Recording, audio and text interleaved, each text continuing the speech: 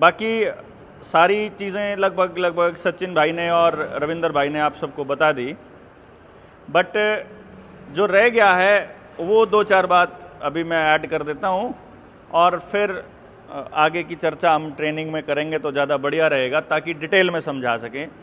जब हम बातों को ऊपर से छू करके गुजरते हैं तो बहुत सारी खिचड़ी सी पक जाती है दिमाग के अंदर के, या भी बता दी, या भी बता दी, भी इतना सारा हो गया, अब क्या करें। तो तसल्ली से जब एक सिरे से चलते हैं तो फिर चीज़ें समझ में भी आती हैं कि असलियत में कैसे हुआ। अगर हालात बदले हों अपने आप से, अगर कोई प्राकृतिक आपदा आ गई हो, कुछ प्रकृति ने ऐसा किया कि हमारे हालात खराब हो गए, तो फिर प्रकृति उनको ठीक करने का रास्ता भी जानती है। लेकिन अगर हालात किसी आदमी ने, किसी संस्था ने, किसी षड्यंत्रकारी ने किए हैं खराब, तो फिर मैं ये समझता हूं कि उन हालात को ठीक करने की जिम्मेदारी फिर किसी ना किसी व्यक्ति, किसी ना किसी फिर संस्था या लोगों के संगठन की होगी। तो उस ट्रेनिंग में आप लोगों को ये बताया जाता है कि ये हालात खराब हुए नहीं हैं, ये किए गए हैं। पहली बात तो ये। दूसरी बात, इसका समाधान कोई संगठन नहीं कर सकता। ये भी बात आप लोगों को समझ में आ जानी चाहिए, क्योंकि इसकी समस्या संगठन ने पैदा नहीं करी है। ये जो आपकी स्वास्थ्य संबंधी समस्याएं हैं, ये किसी संगठन की नहीं है। वो एक संगठन है WHO, वर्ल्ड हेल्थ ऑर्गेनाइजेशन, वो वहाँ से कोई बात जारी करता है यूनाइटेड नेशंस के जरिए। फिर यूनाइटेड नेशन एक संगठन है, फिर वहाँ से वो जिस आदमी को भेजता है या जिस संस्था को भेजता है, उसको मतलब जो लोग हैं जिनको नहीं पता वो सरकार समझते हैं, जबकि असलियत में वो भी एक प्राइवेट ऑर्गेनाइजेशन है। अगर मैं आपको बताऊं, भारत के संविधान में प्रधानमंत्री के पद की कोई शपथ नहीं है। तो अगर कोई शपथ नहीं है तो इसका मतलब प्रधानमंत्री का कोई पद भी नहीं होगा। अगर पूरे संविधान में आज तक भी प्रधानमंत्री पद की कोई शपथ ही नहीं है, तो इसका मतलब उस पद पर रहने वाला हर व्यक्ति गैर संवैधानिक है। यानी आज तक जितने भी लोगों ने प्रधानमंत्री रहते हुए जो भी निर्णय लिए, वो सारे के सारे जिम्मेदारी से परे थे, क्योंकि उनकी कोई शपथ ही नहीं है। समझ गए बात आप? यानी वो तो निकल गए अपनी जिम्मेदारी से परे। अब उसने फोटो लगवा दी आपके वैक्सीन के सर्टिफिकेट के ऊपर। अब घर में जब आपकी फोटो टंगेगी तो साथ में उसकी भी टंगवा देना। वो तो नहीं टंगवा सकते आप, लेकिन वहाँ वैक्सीन का सर्टिफिकेट जरूर लगवा देना अपनी फोटो के साथ में, क्योंकि आने वाले टाइम में अगले साल तक जिन लोगों को बुखार हुआ था लगने के बाद, मैं डरा रहा हूँ, डरने की बात है, क्योंकि ये गलत है। ये होगा, आप डरो या ना डरो, ये होगा कि जिनको बुखार हुआ था लगने के बाद, उनका अगला साल 2025 का साल बमुश्किल मतलब ठीक ठाक गुजरेगा। या तो परमानेंट बीमार हो चुके होंगे या फिर टपक लिए होंगे। और आप देख लो, जिसको बुखार हुआ है, मान लो आप में से भी लगने के बाद में, उस व्यक्ति के शरीर में कमजोरी, जोड़ों में दर्द, मेमोरी, आंखों में कुछ ना कुछ चालू हो चुका है।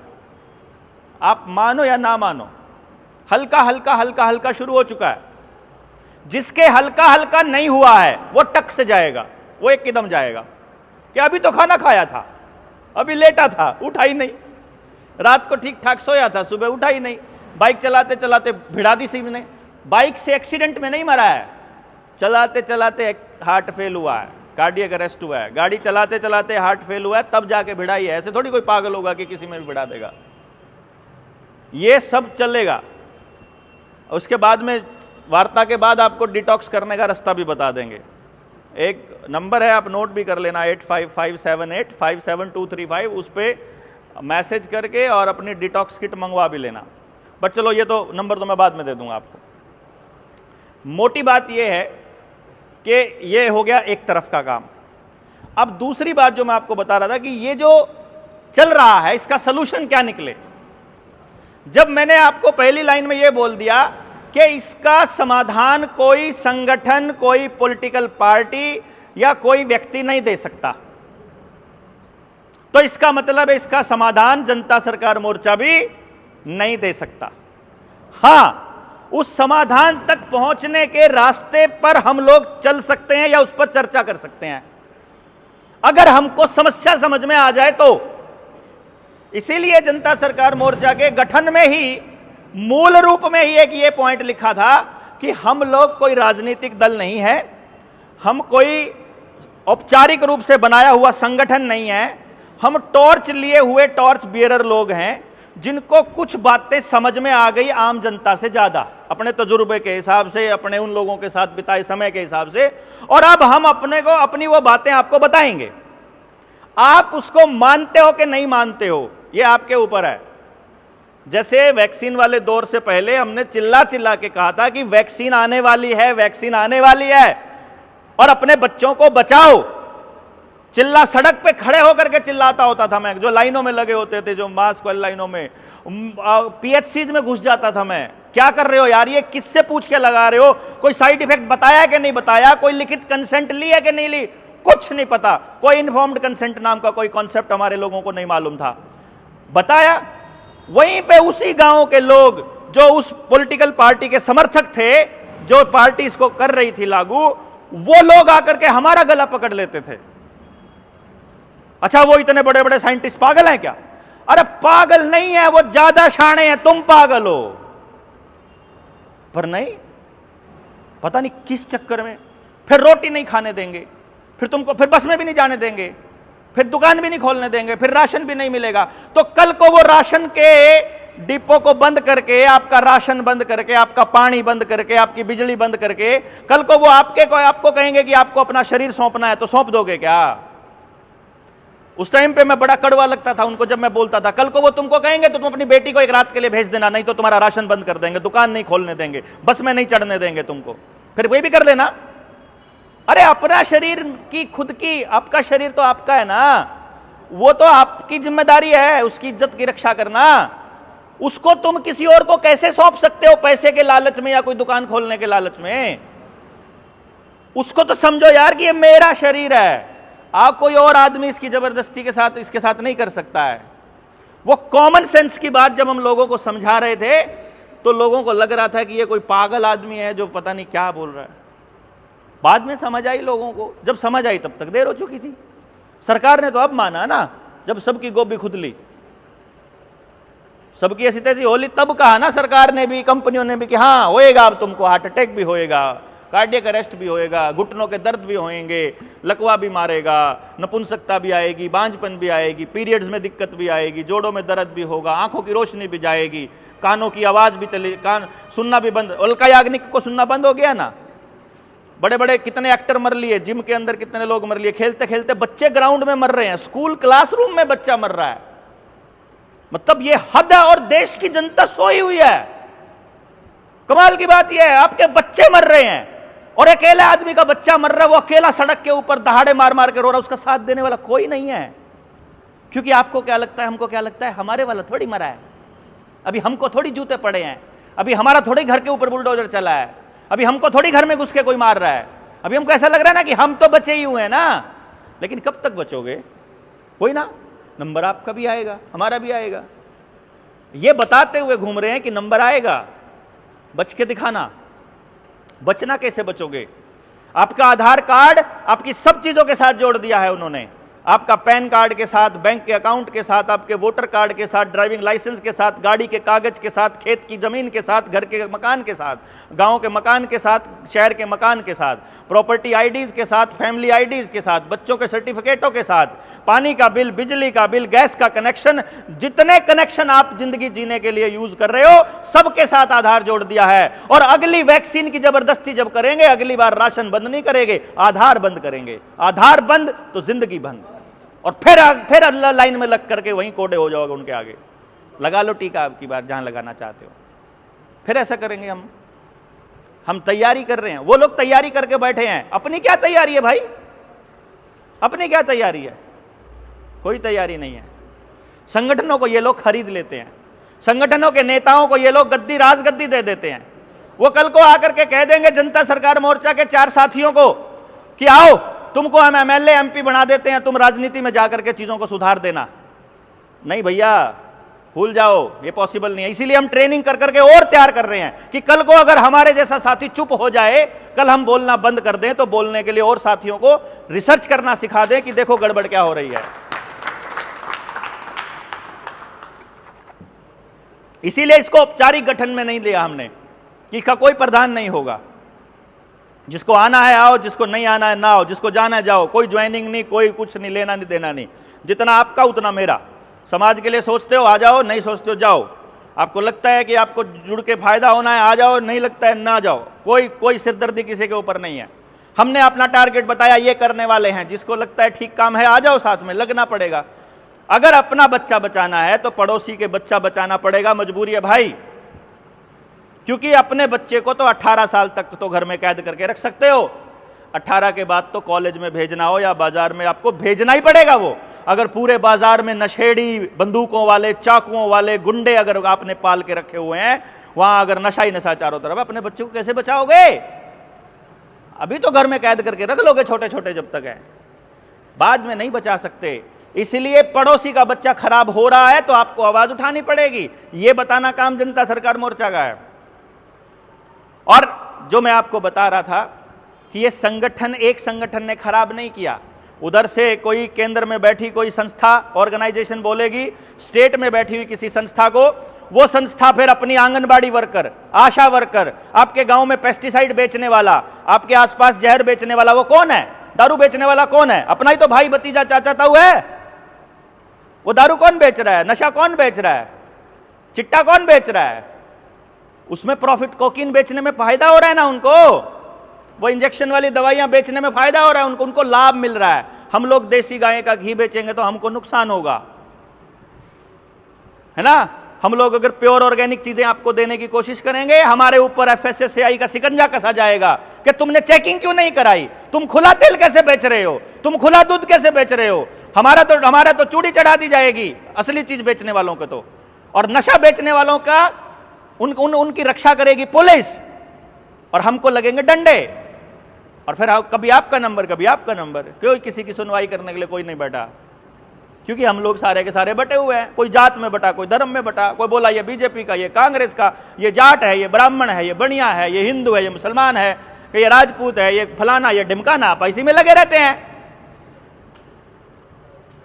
तो इस बात को समझाना कि अगर ये लड़ाई एक संस्था ने नहीं चालू करी है, अगर इस व्यवस्था को एक संस्था ने खराब नहीं किया है, तो इसको एक संस्था कैसे ठीक कर सकती है? इसको पूरे तंत्र ने मिलकर के व्यवस्था ने खराब किया है, तो इसको पूरा तंत्र यानी पूरे लोगों को मिलकर के ठीक करना पड़ेगा। यानी ये लड़ाई जीती जाएगी आपकी रसोई से, आपको क्या खाना है, आपको कैसी दिनचर्या चलनी है, आपके खेत से, आपको खेत में क्या डालना है, आपके बच्चे की शिक्षा के तरीके से, आपकी न्याय की व्यवस्था से, कि आपको पंचायत की बात माननी है, समाज को आधार लेकर के चलना है कि पैसे को आधार लेके चलना है। अगर पैसे को या सरकार को आधार लेके चलोगे तो 5 किलो अनाज के चक्कर में अपने शरीर का सौदा करोगे, और अगर समाज के साथ चलोगे तो समाज का सारा आदमी लठ लेके खड़ा हो जाएगा, तो इनकी औकात नहीं है फिर अगली बार स्कूल बंद करने की। इसलिए समाज को वापस जोड़ने के लिए, उनके बीच में ये प्रेम का प्रसार करने के लिए हम लोगों ने ये मोर्चे का गठन किया कि आओ लोगों से बात करते हैं, जिसको समझ में आता है उनको जोड़ते हैं, जिनको नहीं समझ में आता है कोई बात नहीं, जिस दिन समझ में आ जाए तब आ जाना भाई, क्या दिक्कत है। इसलिए हमने ये तय किया था, क्योंकि आने वाले टाइम में लोगों की भावनाओं का इस्तेमाल करने के लिए बाद में ये कुछ लोग जो थोड़ा प्रचारित होते हैं, थोड़ा भाषण देने अच्छा जानते हैं, वो लोग फिर जा करके चुनाव लड़ के फिर सौदा कर लेते हैं उनके इमोशंस का, किसी ना किसी पार्टी में जा करके। इसलिए हमने किया कि मोर्चे में जो आदमी माइक पकड़ लेगा वो आदमी चुनाव नहीं लड़ेगा। तो अगर आपको चुनाव लड़ने का शौक है पहले बता दो। जब हम कह रहे हैं शिक्षा, स्वास्थ्य, न्याय, राजनीति और खेती, जब हम राजनीति को उसमें लेके रखे हुए हैं कि राजनीति से पूंजीवाद को खत्म करना है, जिस दिन हम इस लायक होंगे ये करेंगे। लेकिन जो लोग यहाँ चेहरा बने हुए हैं मोर्चे का, उन लोगों को चुनाव नहीं लड़वाएंगे। हम ही थोड़ी ठेकेदार हैं सच्चाई और ईमानदारी के भाई। अरे देश के अंदर 140 करोड़ लोगों में से ईमानदार लोग नहीं निकल सकते क्या? मतलब हमारे अलावा भी तो लोग ईमानदार होंगे ना, तो उनको निकालेंगे, उनको तैयार करेंगे, जो जिसका इंटरेस्ट होगा, जिसकी रुचि होगी। हमारा इंटरेस्ट नहीं है, मेरा इंटरेस्ट शिक्षा में है, मैं शिक्षक हूं, मेरा इंटरेस्ट है एजुकेशन में। मैंने एक चीज पे काम किया, हमने एक साइंस डेवलप किया, उसमें हमने क्या किया कि एक ऐसी विद्या तैयार की कि, और उस पर काम करने वाला मैं इंडिया का पहला आदमी हूं, कि 3 साल की उम्र से लेकर किसी भी बच्चे के बारे में हम ये बता सकते हैं कि इस बच्चे के पास ये टैलेंट है, परमात्मा ने इसको ये काम करने के लिए पैदा किया है। सबसे बड़ी समस्या हम सबकी, हम सबको ये टेंशन है कि हमारा बच्चा क्या करेगा बड़ा होकर के, मेरे पास उसका जवाब है। पर मैं इन भाषणों में उलझा पड़ा रहूंगा तो उस बच्चों पे काम कब करूंगा भाई, जिन बच्चों पे मैं काम करना चाहता हूं। मुझे अगर राजनीति के अंदर धकेल दोगे तो फिर उन बच्चों पे काम करने की मेरी जो कला है उसका तो विलोप हो जाएगा। तो इसीलिए हमने क्या सोचा, जिसका जिसमें इंटरेस्ट है, जिसका खेती में है खेती करो, जिसका राजनीति में है राजनीति पे समझाओ लोगों को, जिनका आयुर्वेद पे है वो दिनचर्या और ऋतुचर्या और रसोई का साइंस समझाओ लोगों को। हमारी घरवालियों को अगर ये पता हो कि क्या चीज़ खाने की है क्या चीज़ नहीं खाने की है, वो आपके बच्चों को पैकेट का खाना खाने देगी? फिर नहीं खाने देगी। फिर मौसम के हिसाब से वो खाना इस टाइप का बन जाएगा कि आपका बच्चा बीमार ही ना पड़े। इसी तरीके से हमने जब इस मिशन को आगे बढ़ाया तो अब हम इस पोजीशन पर पहुंच गए हैं कि क्यों ना एक काम किया जाए कि जितने लोग आज तक जनता सरकार मोर्चा के हमसे जुड़े हैं पूरे भारतवर्ष में, जितने भी लोग जुड़े या दुनिया में जहां भी, कि एक काम करते हैं, आप अपने समाज को बचाने के लिए काम कर लो और आपके बच्चों की जिम्मेदारी हम लेते हैं। अपना एक नया स्कूल, अपना एक नया विश्वविद्यालय बनाकर के उन बच्चों को उनके टैलेंट के हिसाब से निखारेंगे और समाज में जहां स्थापित होने के हैं, पैदाइशी बिजनेसमैन है, बिजनेस हम करके दिखाएंगे उनको। वो पैदाइशी नौकर बनने के लिए उनकी नौकरी का अरेंजमेंट हम करेंगे। वो पैदाइशी संगीतकार है, उनको संगीत में स्थापित हम करेंगे। यानी हम मतलब संस्थान करेगा कि एक ऐसा विद्यालय, एक ऐसा विद्या का मंदिर जिसमें सारे के सारे कार्यकर्ताओं के और उन लोगों के बच्चे जिनको हम लोग तैयार करेंगे समाज के लिए, और उसके बदले में आप समाज को तैयार कर लो इस व्यवस्था से बदलने के लिए, संपूर्ण व्यवस्था परिवर्तन के लिए। तो इस मिशन पे हमने एजुकेशन पे एक अभी तैयार करने का प्लान किया है कि एक काम करते हैं, आइए आने वाले वक्त में हम एजुकेशन पर कोई बड़ा कार्यक्रम करते हैं। इसमें हमने एक ट्रेनिंग प्रोग्राम लॉन्च किया है, वो आप लोगों को अभी जिसको भी चाहिएगा आप बता देना, 9518170000 पे व्हाट्सएप करके आप मुझसे मांग लेना ट्रेनिंग का।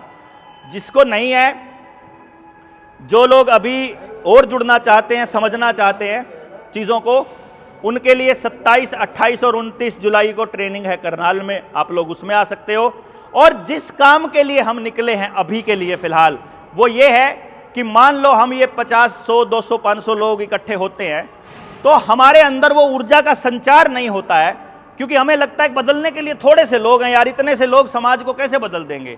तो इसलिए हमने ये तय किया कि हम अगले महीने की 25 तारीख को, अगला महीना मतलब अगस्त की 25 तारीख को तालकटोरा स्टेडियम के अंदर हजारों लोगों का एक समूह इकट्ठा करने वाले हैं, जिनको अपने बच्चों के ऊपर काम करना है, जो जनता सरकार मोर्चा की एजुकेशन की पॉलिसी से इत्तेफाक रखते हैं, जो इस मिशन में साथ आना चाहते हैं। 25 अगस्त 2024 एतवार का दिन है, तालकटोरा स्टेडियम दिल्ली में सुबह 10 बजे आप लोगों को पहुंचना होगा, ज़्यादा से ज़्यादा लोगों को लेकर के, ताकि हम लोग वहां से एक ऊर्जा का संचार करें कि सिर्फ ये लोग नहीं हैं जो बदलाव चाहते हैं, बल्कि पूरे भारत से ये लोग हैं जो बदलना चाहते हैं अपने हिस्से को। और जो लोग वहां आएंगे, जो लोग वहां से शुरुआत करेंगे, उन लोगों से मिल करके फिर आने वाले वक्त में जो विद्यालय के लिए जो रूपरेखा तैयार करनी है, जो स्कूल के लिए जो हमको प्रोग्राम बनाना है, वो बनाने का काम हम करेंगे। बाकी जो रविंदर भाई ने, सचिन भाई ने आप लोगों को बताया, शिक्षा, स्वास्थ्य, न्याय, राजनीति और खेतीवाद से पूंजीवाद को बाहर करना, साथ में जल, जंगल, जमीन और जानवर को बचाना, और इससे भी बड़ा एक खेल अभी आने वाले वक्त में ये लोग पेंडेमिक ट्रीटी लेके आ रहे हैं। पुलिसिया राज आ चुका है, अभी आने वाले टाइम में पुलिस का शिकंजा सबके ऊपर कसने वाला है। तो धीरे धीरे जब तक वो हो, उससे पहले हम आप लोगों को पहले बता दें कि भैया ऐसी दुनिया बनने वाली है। देखिए, बाढ़ आएगी आने वाले टाइम में, भूकंप आएंगे, बीमारियां लेकर के आएंगे, जो साइड इफेक्ट से मरेंगे लोग, उनको नई बीमारी का नाम लेकर के फिर से लॉकडाउन लगाने की तैयारी चल रही है, क्योंकि अगले साल जो है ना पूरे परिवार खत्म होने वाले हैं। मतलब घर में कमाने वाला एक था, बचा कोई है नहीं, कर्जा ऑलरेडी चढ़ चुका है, कर्जा तो ऑलरेडी सबके ऊपर चढ़ा हुआ है, कर्जा घर वाले कैसे चुकाएंगे, मकान बेघर हो जाएंगे, ज़मीनें छिन जाएंगी, सबको फिर आत्महत्याएं करनी पड़ेंगी, कुछ बचेगा नहीं अपने पास। ये खेल चलने वाला है। पूंजीपतियों को ज़मीन देने का पूरा इरादा ये सरकारें कर चुकी हैं। व्यवस्था से लड़ने का काम केवल व्यवस्था कर सकती है, आदमी नहीं कर सकता, संगठन नहीं कर सकता। तो अपनी व्यवस्था बनाएंगे। और इससे भी बड़ी बात, जो कर्ज मुक्ति का अभियान है वो क्या है, उसकी जानकारी भी हम लोग आप लोगों को ट्रेनिंग में देंगे। और जो आने वाले टाइम में इमरजेंसी लगने वाली है इस देश के अंदर, क्या शायद आप लोगों को इसका अंदाज़ा नहीं है, अब की बार जो सरकार बनी है वो सरकार बनी है गठबंधन की सरकार। गठबंधन में दो व्यक्ति हैं, चंद्रबाबू नायडू और नीतीश कुमार, जो कभी भी अपना टांग खींच सकते हैं। जिस दिन उन्होंने अपना समर्थन वापस लिया, कब लेंगे? जब इजराइल से, अमेरिका से जिस दिन आदेश आएगा, जिनके इशारे पर ये सरकारें बनती हैं, उस दिन देश के अंदर राष्ट्रपति शासन लागू हो जाएगा अगली सरकार बनने तक। राष्ट्रपति शासन का मतलब सेना का शासन। एक बार सेना का शासन लगा, एक बार इमरजेंसी लगी तो इमरजेंसी लगी। इमरजेंसी के दौर के लिए कानून पहले से बना के रखे हुए हैं, भारतीय न्याय संहिता। भारतीय न्याय संहिता का मतलब है पुलिस स्टेट, मतलब जैसे अंग्रेजों से भी खतरनाक गंदे लोग। आपके लिए बड़े बड़े हथियार इन्होंने, सोनिक साउंड वाले हथियार, हाँ, हथगोले, आपके आंसू गैस के गोले, सब अरेंजमेंट करके रखा हुआ है। सीसीटीवी कैमराज, नए अपडेटेड आधार कार्ड, नए फोटोग्राफ्स, आपके नंबरों का आधार कार्ड से कनेक्शन, हर कोने पे सीसीटीवी, आपको सबको हल्की सी, आपकी वहाँ प्रेजेंस भी हुई तो रगड़ दिए जाओगे। ये रगड़ने का अरेंजमेंट ये पहले से कर रहे हैं। बचने का अरेंजमेंट आप लोग कुछ नहीं कर रहे हो। अगर आपको लगता है कि कोई संगठन इस दिशा में काम कर रहा है तो आपको साथ आना ही होगा, कोई दूसरा अल्टरनेट नहीं है। ना कोई किसान संगठन इन मुद्दों पे बात कर रहा है, ना कोई पॉलिटिकल संगठन इन मुद्दों पे बात कर रहा है। ये जो बीमारी थी और ये जो इंजेक्शंस के इफेक्ट थे, ये हमने इंजेक्शन आने से पहले समझाए थे सारे पॉलिटिकल पार्टियों को, पर इतने हरामी निकले ये लोग, एक भी नहीं बोला। हमने कहा बोलिए, 2017 में उस इंजेक्शन का पेटेंट बिल गेट्स को मिला हुआ है जो 2020 में लॉन्च किया उसने। जो 26 जनवरी 2021 को इंजेक्शन लगाना शुरू किया, उस वैक्सीन का पेटेंट बिल गेट्स को 2017 में मिला हुआ है।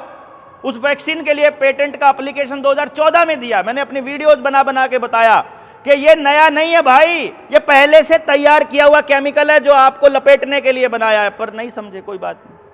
अभी आज आने वाले टाइम के अंदर आपको फिर से बता रहे हैं, इमरजेंसी का दौर आ रहा है। अगर आपको लड़ना है, अपने बच्चों को बचाना है, आज़ाद रखना है, गुलामी की जंजीरों से बाहर रखना है, तो फिर साथ हो जाइए, जात पात भूल जाइए, वापस समाज को जोड़ने का काम चालू कर दीजिए। ऑप्शन नहीं है आपके पास। एक एक व्यक्ति, सिर्फ वो व्यक्ति बचेगा आने वाले टाइम में जिसके पास कम से कम 50 परिवार अपने लिए होंगे। यानी अगर आपको बचना है ना, तो आपके 50 परिवार होने चाहिए जो आपके लिए डेडिकेटेड हों, केवल तब बच सकते हो आप। मतलब मोर्चे के साथ नहीं जोड़ना किसी ने किसी को, आप अपने लोग जोड़िए जो आपको संरक्षण दे सके। अकेले अकेले पढ़ने वाले हो सब, बहुत बुरी तरह से रगड़ा लगने वाला है। और अगर नहीं आपको समझ में आता, हमारा काम है आपको बताना, हमारा काम है आपको जगाना। आप जागे ना जागे, आप पैसे के लालच में लगे रहें, आप किसी और नशे में लगे रहें, ये आपका काम है, ये हमारा नहीं है। हम अपना काम ईमानदारी से पूरा कर रहे हैं। तो आपके जिम्मे हम लगा रहे हैं, जो काम टास्क लगा रहे हैं वो ये है कि भाई, एक तो 27, 28 और 29 इस महीने की, जुलाई की करनाल में ट्रेनिंग।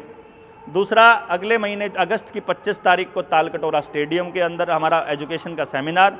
अगर आपको लगता है कि हम ठीक रास्ते पर हैं तो फिर आप लोग इन बच्चों का साथ दीजिए, इनको आशीर्वाद दीजिए और इनको सहयोग दे करके समाज के अंदर जागृति फैलाने का काम कीजिए।